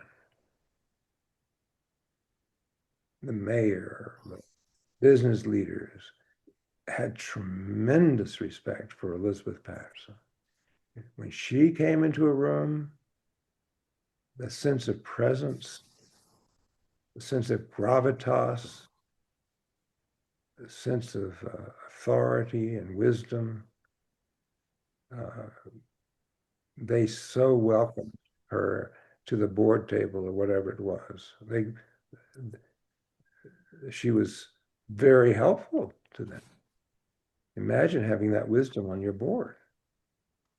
So you see, she didn't think she was wise at all, but she felt Baba wanted her to do it. And otherwise she wouldn't have done it. It was a lot. But anyway, Baba gave her that work and she was the perfect person. You see, he doesn't take away these things, her upbringing, her, the things that she gained by being in that social registry, and her father being a great, great businessman, and she learned so much about business from him. Baba doesn't take away those things. He uses them for his work. He doesn't take away her personality. She was the most practical human being I've ever met, and to a fault sometimes. And just like Kitty, she was Kitty. Kitty was Kitty, and Kitty wasn't made into some saintly person or some pious person or some, I don't know what you won pictures, but instead Kitty was Kitty, except what Baba took away without them even realizing it was, of course, their ego. Yeah. But you can be a personality without an ego. And they were living proof of that. He liked their personality. He enjoyed it. And he didn't want some virtuous person, because a virtuous person, he said this, he didn't want virtuous people in his mandali. He didn't want them because they were good. They were too good. I mean, then the bad was all pushed down and hidden. He said, no, they'll have to deal with that at some point. And he said, I just want people, natural people, and then I'll take care of all that other. But he wanted them to stay natural. He wanted them to be Kitty or Elizabeth. You get my point.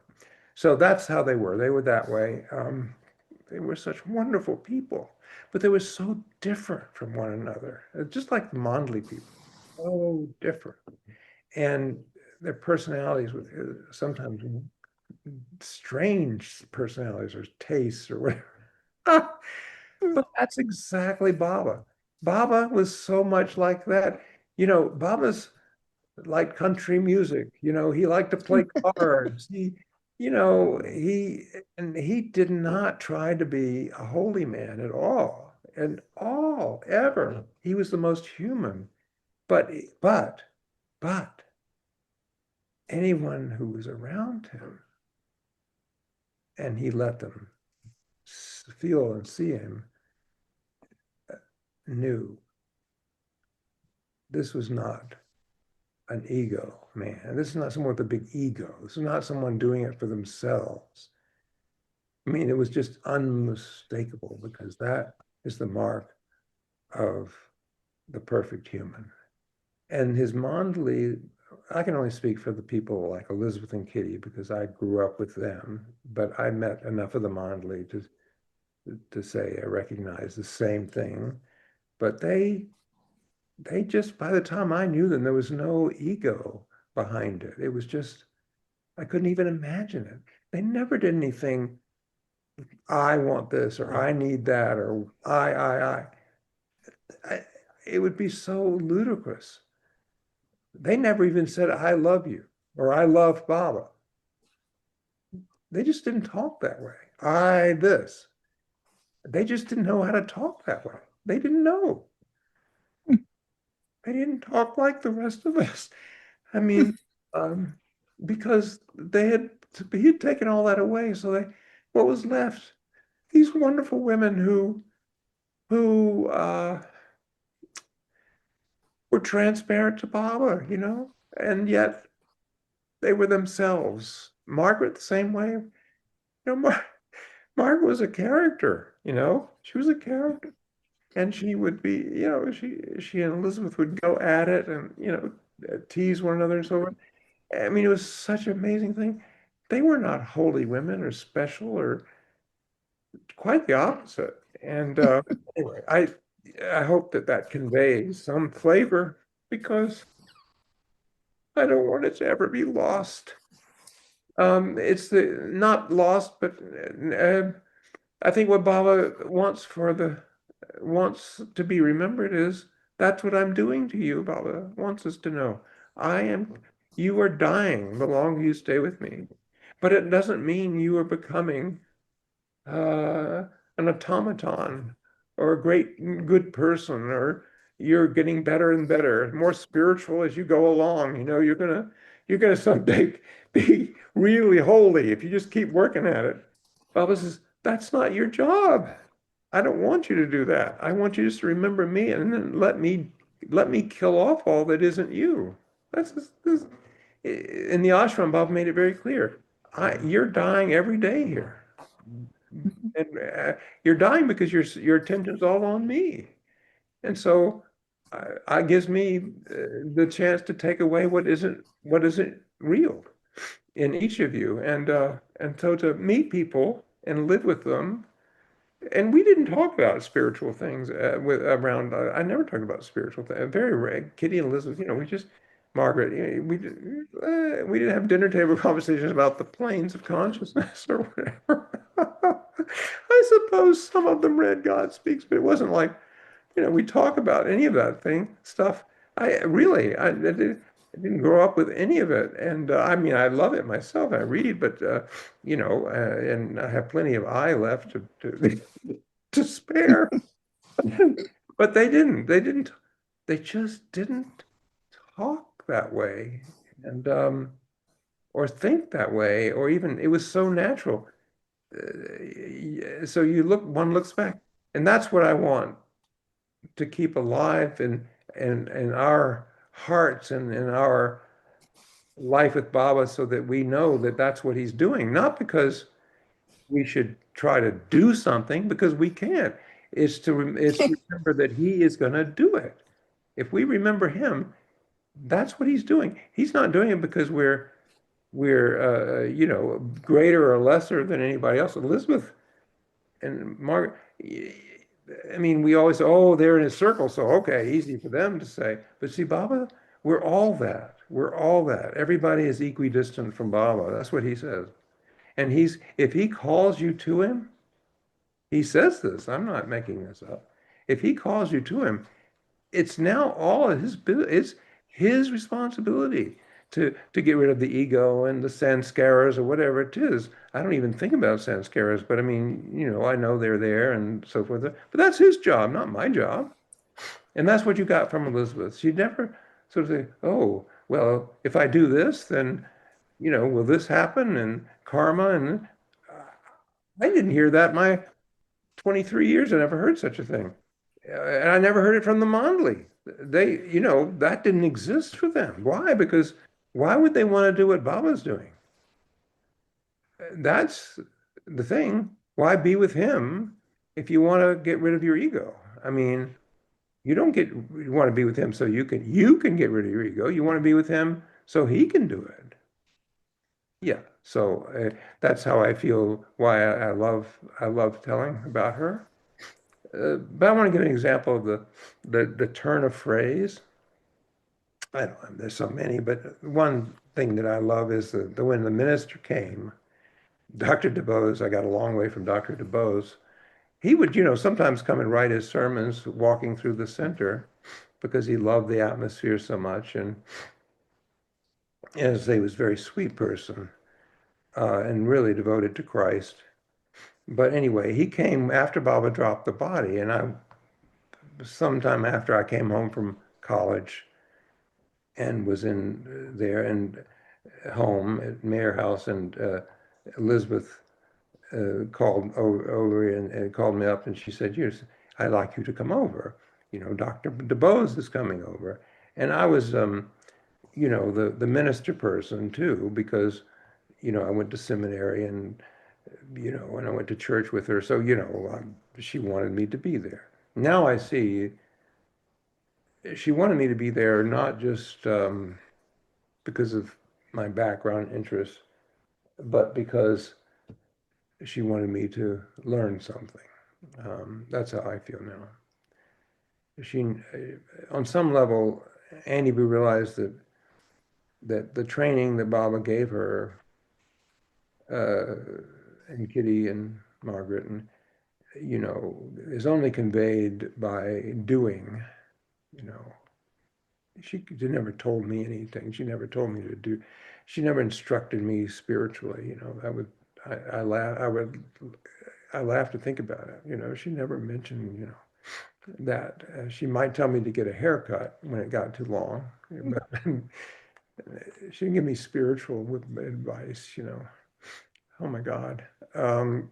She never spoke for Baba. Well, she could have, and I would have listened too. Anyway, so he came over and he sat in the living room, and it's like it's today with her, with me. I'm telling you these stories. Writing this book was so easy because they're so present. He sat there, and he was so kind. It was his job to come on a bereavement visit. He is supposed to come and help us, with bereavement of loss of Meher Baba, who dropped the body recently, you see. And so, and he said, after a while, well, Mrs. Patterson, I wanted to come and just say how sorry I was to learn of Meher Baba's passing. He said, I know you were very close to him, and I know how much you must miss him. And without missing a beat, Annie Blue she looked up at him wide-eyed and with this kind of almost surprised expression. And she said, oh no, you see, he's so much more available now. Well, yes, that's true. Yeah, of course we miss him, but he is so much more available. And she meant it, She meant it. And more than that, I could feel at that moment how available he is and how little I avail myself of his availability. Let's put it that way.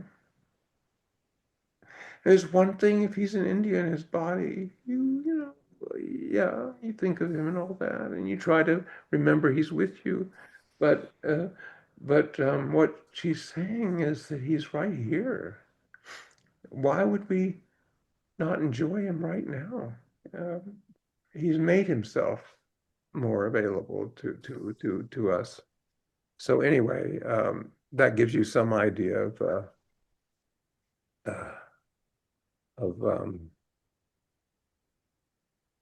how she was with people, and how she had a perfect, beautiful answer for everything.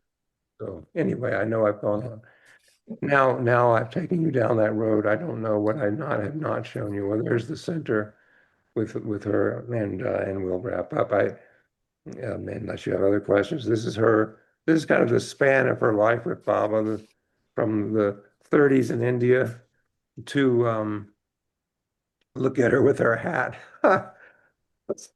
Look at her with her her hand on Baba. So sweet. And then, oh, how she loved Baba. Oh my God. And Baba loved her so much, respected her so much, and trusted her. And then here she is, and with this is it must be the opening thing that, or the some ceremony of public thing they had in The 19. tree, they planted the The tree tree. of the, that's right, thank you. The planting of the tree, the famous planting of the tree ceremony. And so there she is with that, and here she is, of course, standing in front of the lagoon cabin where so many met Baba, where I met Bob also. And there she is, that little, was an Air Force hut, but she had to find buildings because you couldn't buy wood. In the wartime, I mean, lumber, you were restricted. You just couldn't cut trees and have, it was restricted. And so she had to look for things in the newspaper and anywhere else. And so this was apparently built to be an Air Force hut mutt, means that I don't know how many, four or something cadets or something stayed in these kind of little buildings. And the lagoon cabin was that. The chicken coop was built to be, let's see, a chicken coop. The coop, I mean, it was meant to be a chicken coop. I think it was chicken coop and so forth. So, that's how she made do it. Here's Norina telling her to build everything of stone. And she was so loving and kind to Norina, I'm sure, but she was just, had to just not do these things. Uh, Baba always went along with Elizabeth, though. You might say, well, listen, if Narina was Baba's mouthpiece and stuff, why didn't Baba just support? No, no. Baba, he was fine. Baba supported her, but when it came to making these decisions, he went with Elizabeth. Uh, his house, they sent a plan over from India, some of the Mandali and all, with the big Indian looking British style stone thing, because they imagined this would be appropriate for Baba. I don't know. And of course, South Carolina, that's not exactly the kind of thing you have, the stone like that. Um, uh, so Elizabeth, but Norina wanted it. She wanted stone, the big old stone thing. So Elizabeth wrote to Baba and she said, well, Baba, we don't really have that kind of stone much in South Carolina. And besides, it'd be hugely expensive to find it. And she didn't have a lot of money. And so she, to spend on it, and she wanted it to be very nice for Baba, but what could you had to be practical. She was eminently practical, if nothing else. And so it was her idea to write back to Baba and say, well, you see, Baba, what we do have in South Carolina, we make it here. We make it right here in Conway. Brick. We have brick. Would that do, Baba? And of course, Baba said, yes, of course. That's fine. And that's when she found the plan in the newspaper. Many of you have heard about the perfect plan. She saw it and she said, well, then that must be it. That must be for Bob if it's the perfect plan. And so that's how the Baba's house came to be. But they had a real tussle over Baba's house, Noreen and Elizabeth. Oh, boy. They went back and forth over the Baba's house. And finally, Norina gave up and let Elizabeth do it. But Elizabeth fortunately held the purse strings, and that kind of gives her some sort of leverage, you see. And then Baba also proved what she wanted, you know. And then when they were in India in the late 40s and they were planning how to do this and how much it would cost, Baba had her write out a contract, which we have here actually, and of what it would cost. And Baba was very particular about money, as you may know, very particular about money. He wanted every penny accounted for. And he didn't ask for money from some people and he did from others.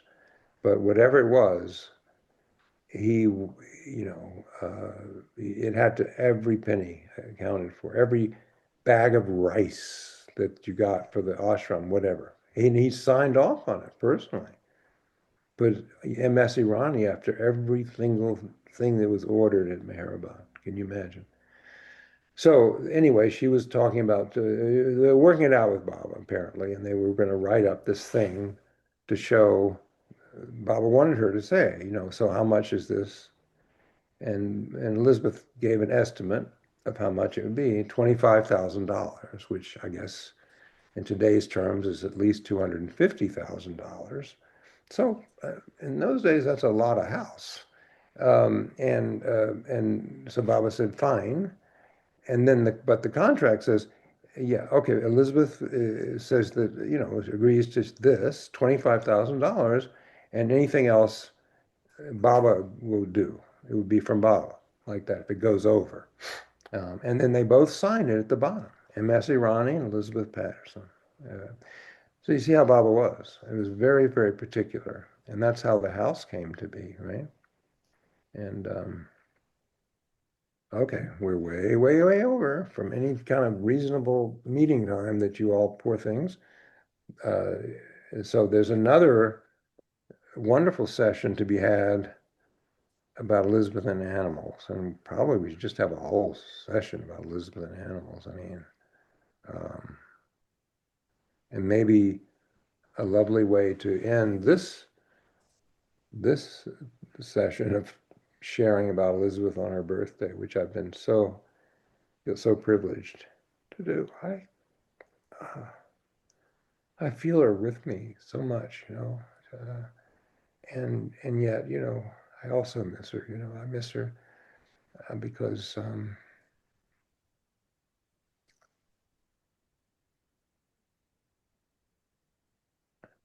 seems like yesterday, she was there in the room, and I could ask her things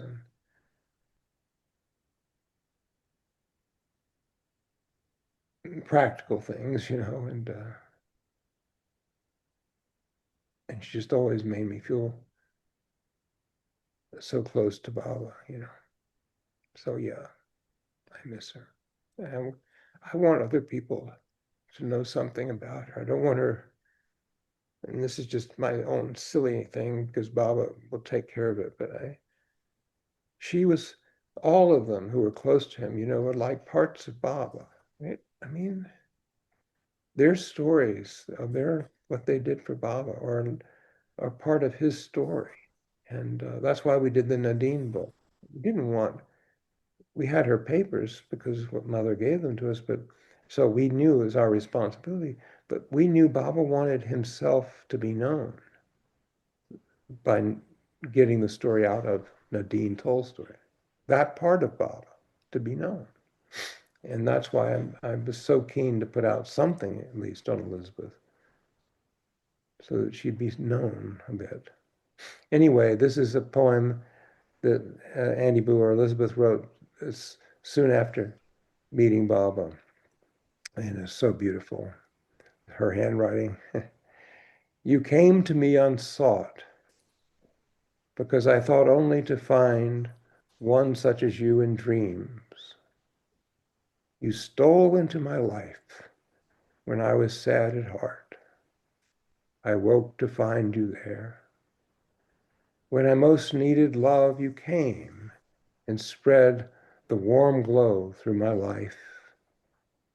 I looked out and saw the world transformed, reflecting heaven. So it is that I love you through time and all eternity. ECP. ECP. So, Thank you, Charles. oh, thank you for letting me Feel, share. can feel your heart in it. It was such a joy. Thank you. Yeah. Thank you for being here. Hey, Tony. I see Tony down there. Jai Baba, Charles. Hey, Bob, everyone. Jay Baba. Now, Thank you so Charles, much, Charles. you have to hit stop share. Oh, stop share. Where can we You're, talk now? you're unmuted. I don't know how you do stop share. Is that what you mean? I That will. doesn't matter. Yeah, a little Oh, bit. we can go You can into a talk now. Oh, yes, I screen. see it. I see it. Thank you, Charles. Yeah. Thank you all. Thank you. So meaningful and helpful. Thank you. Well, And I've loved you since day one. oh, The first time I heard you speak, oh, thank. you opened my heart. Oh, well, I'm so My- glad. And I'm My so glad. stronger and stronger heart. Yeah, I'm so glad your heart is opened again, and now you're so much stronger medically. That's correct. Yes. I am. All right. Thank you, Jai Baba, Jai Baba. Mm. I Okay. got your book that you wrote about Elizabeth, and you. Oh. It's very beautiful. It's a small book, and Yes. it's very, very beautiful. Oh, thank you so much. Yeah, I had such joyful time writing that book. I tell you, it was really her, I just flowed because there's nothing in there.